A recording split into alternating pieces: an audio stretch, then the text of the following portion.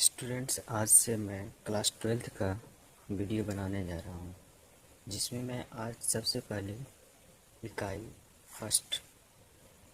First में है स्थिर वैद्युतिकी। इसके बारे में हम लोग कुछ अध्ययन करेंगे। सबसे पहले हम बात करते हैं स्थिर वैद्युतिकी में। स्थिर का मतलब होता है रुका हुआ, और वैद्युतिकी का मतलब होता है आवेश। अर्थात भौतिक विज्ञान की वह शाखा जिसमें हम रुके हुए आवेशों का अध्ययन करते हैं, उसे स्थिर वैद्युतिकी कहा जाता है। अगर आप लोग परिभाषा लिखना चाहें तो यहाँ से लिख सकते हैं कि भौतिक विज्ञान की वह शाखा जिसमें रुके हुए आवेशों का अध्ययन किया जाता है, स्थिर वैद्युतिकी कहलाता है। अब स्थिर वैद्युतिकी में जो पहला चैप्टर आता है वह है विद्युत आवेश तथा विद्युत क्षेत्र। जैसा कि हम लोगों ने अभी बताया है आप लोगों को कि आवेश का अध्ययन करते हैं, और आवेश की प्रकृति कैसी होनी चाहिए, तो रुके हुए आवेश होने चाहिए। ठीक उसी प्रकार विद्युत आवेश तथा विद्युत क्षेत्र में हम चैप्टर को आगे बढ़ाते हुए जब हम अध्ययन करने लगेंगे तो छोटे छोटे पार्ट्स आएंगे। उन्हीं में से पहला पार्ट्स जो है वो है घर्षण विद्युत। अर्थात घर्षण का मतलब हुआ दो वस्तुओं को रगड़ना। घर्षण का मतलब क्या हुआ? दो वस्तुओं को रगड़ना। और विद्युत का मतलब होता है वह गुण जो हल्के वस्तुओं को आकर्षित करे। अर्थात हम कह सकते हैं कि वस्तुओं में उत्पन्न वह गुण जो हल्की वस्तुओं को अपनी ओर खींचे। अर्थात वस्तु क्या हो गया? वस्तु विद्युत में हो गया। विद्युत में हो गया या तो वह आवेशित हो गया, इससे वह किसी दूसरे वस्तुओं को अपनी ओर आकर्षित करती है। इस गुण को एस्थेटिक आवेशन कहा जाता है।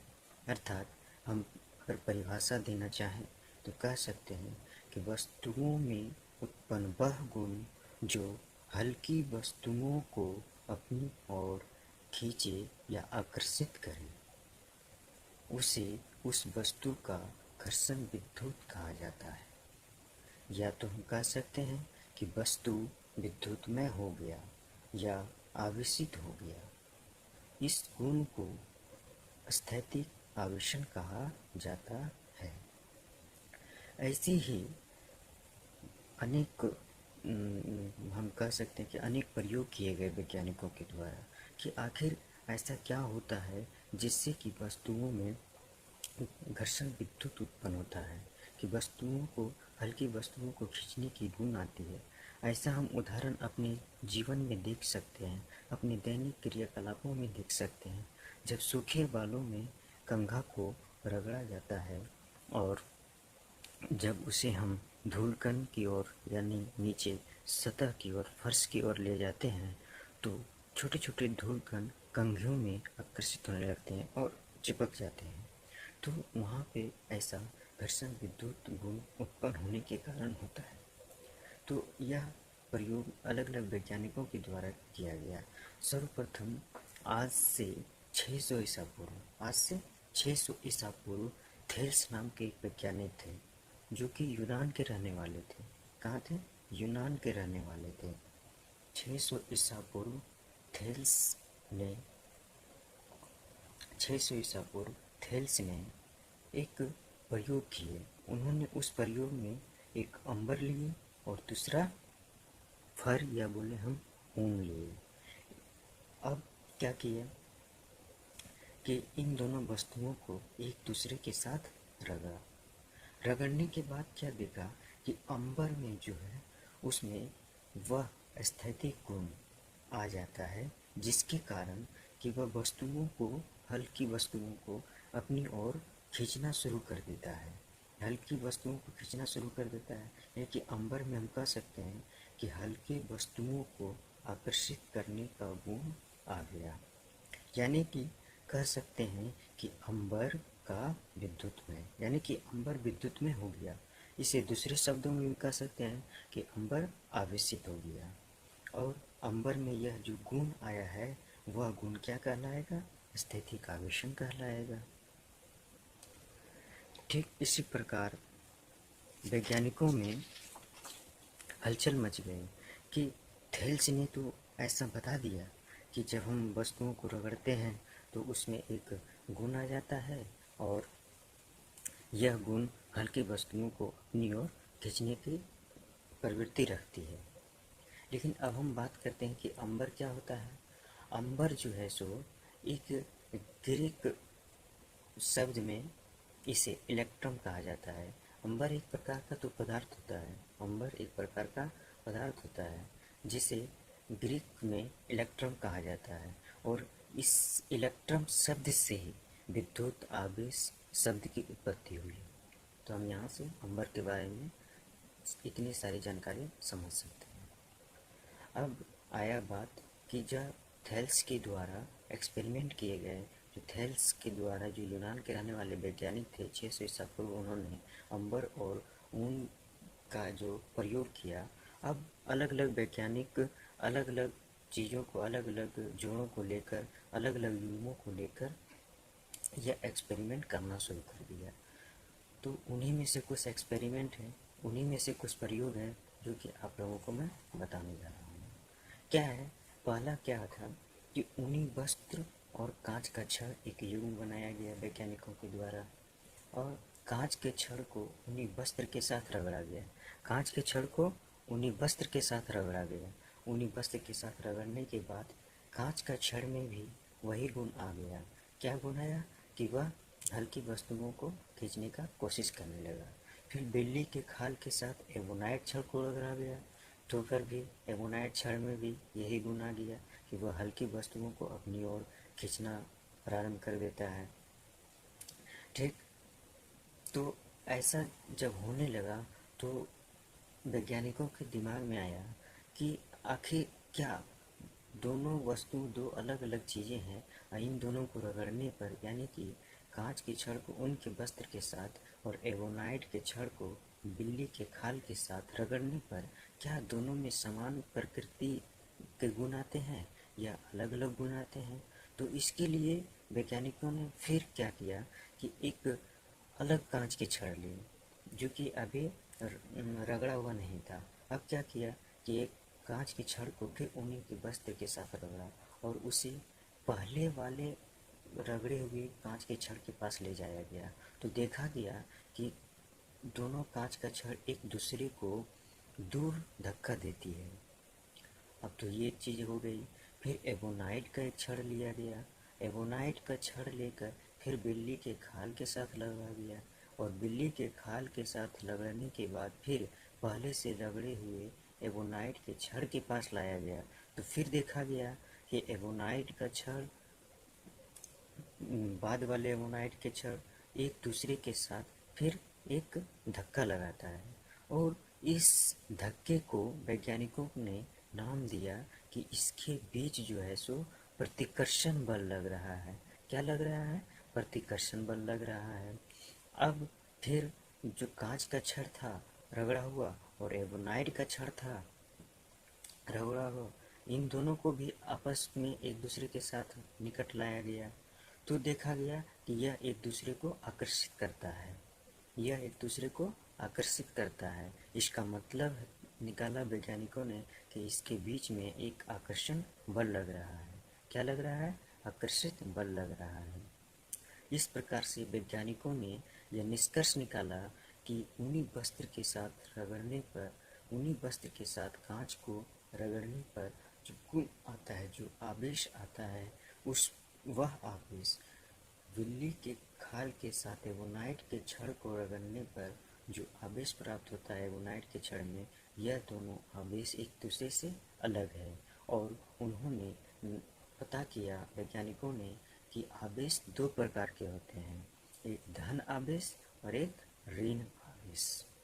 तो अब हम यहाँ से समझ सकते हैं कि आवेश क्या होती है।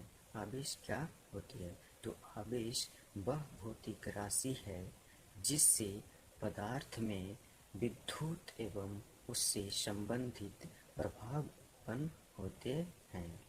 यह अदिश राशि है। यह कैसी राशि है? अदिश राशि है। इसमें कोई दिशा नहीं होती है। ठीक है। अगर हम बात करना चाहें कि इसका विमीय सूत्र क्या होता है, तो एक चीज आता है कि विद्युत। तो विद्युत को I से सूचित करते हैं। वह बराबर होता है Q अपॉन T। इसका मतलब हुआ कि प्रति सेकंड में आवेश की प्रवाह को, प्रति सेकंड में आवेश की प्रवाह की मात्रा को धारा यानी कि विद्युत कहा जाता है। तो यहाँ से हम निकाल सकते हैं कि I बराबर Q अपॉन T। T हो गया समय यानी कि प्रति सेकंड में। ठीक है।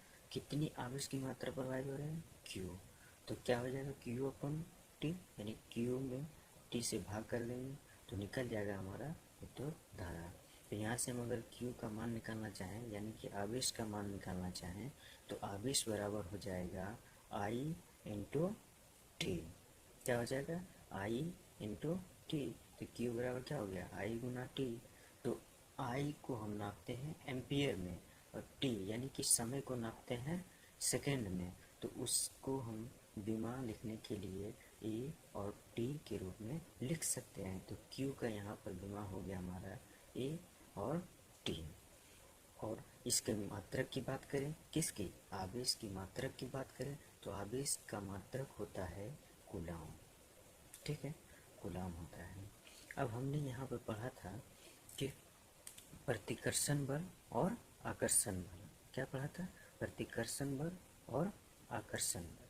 तो प्रतिकर्षण यानी कि यहाँ पर क्या है? कांच की छड़ और कांच की छड़, यानी और यहाँ पर एबोनाइट की छड़ और यहाँ पर भी एबोनाइट की छड़। ये दोनों छड़ कैसे हैं? समान प्रकार के हैं। इसका मतलब हुआ कि समान प्रकार के आवेशों के बीच लगने वाला जो बल होगा वह प्रतिकर्षण बल होगा। और यहाँ पर क्या है? कांच का छड़ और एबोनाइट का छड़। इसका मतलब हुआ कि और समान आवेशों के बीच लगने वाला बल आकर्षण बल कहलाता है। तो हम यहाँ से समझ सकते हैं कि प्रतिकर्षण बल क्या होता है और आकर्षण बल क्या होता है। तो प्रतिकर्षण बल समझते हैं। प्रतिकर्षण बल समान प्रकार के आवेशों में लगने वाला बल प्रतिकर्षण बल कहलाता है। जैसे हम यहाँ एग्जाम्पल अभी देखे थे, तो दो कांच की छड़ के बीच, दो रगड़ी हुई कांच की छड़ के बीच जो बल लगेगा, या तो दो एबोनाइट छड़ के बीच जो बल लगेगा वो कैसा बल होगा? प्रतिकर्षण बल होगा। अगर यदि हम आकर्षण बल की बात करें तो समझते हैं वो समान आवेशों के बीच लगने वाला बल ही आकर्षण बल कहलाता है। उदाहरण में अगर हम समझना चाहें तो यहाँ देख सकते हैं कांच का छड़ और एबोनाइट का छड़ में लगने वाला बल। इसको और डिपली में समझ सकते हैं तो हम यहाँ कह सकते हैं यहाँ क्या है? प्रतिकर्षण बल। तो इलेक्ट्रॉन के बीच में लगने वाला बल प्रतिकर्षण बल होगा और इलेक्ट्रॉन प्रोटॉन के बीच लगने वाला बल आकर्षण बल होगा। ठीक उसी प्रकार प्रतिकर्षण बल का एक और उदाहरण समझ सकते हैं। क्या? प्रतिकर्षण बल का एक और उदाहरण हम लें तो समझ सकते हैं कि प्रोटॉन के बीच लगने वाला बल प्रतिकर्षण बल होगा। इलेक्ट्रॉन के बीच लगने वाला बल प्रतिकर्षण बल होगा। अगर आकर्षण बल की बात करें तो इलेक्ट्रॉन और प्रोटॉन के बीच लगने वाला बल आकर्षण बल होगा। अगर आप लोग इसे लिखना चाहते हैं तो हम फिर शुरू वाला जो चीज़ आप लोगों को पढ़ाए हैं उसे लिखने के लिए कुछ समय देते हैं, आप लोग लिख सकते हैं।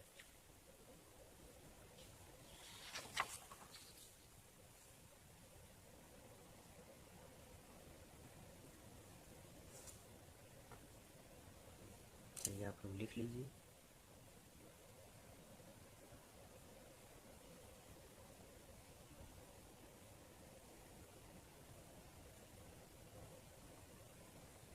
अगर आप लोग लिखना चाहते हैं तो इतना टाइम काफ़ी है। इसके लिए आप लोग को क्या करना है? वीडियो को पॉज करना है और अब आप इसको आसानी से लिख पाएंगे। अब मैं आप लोगों को बैक पेज वाला दिखा देता हूँ।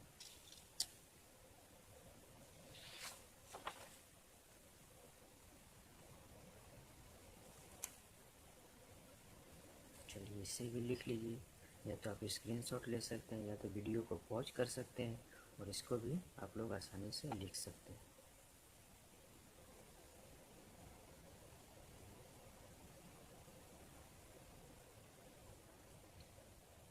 आज बस इतना ही, फिर अगले क्लास में हम लोग पढ़ेंगे इससे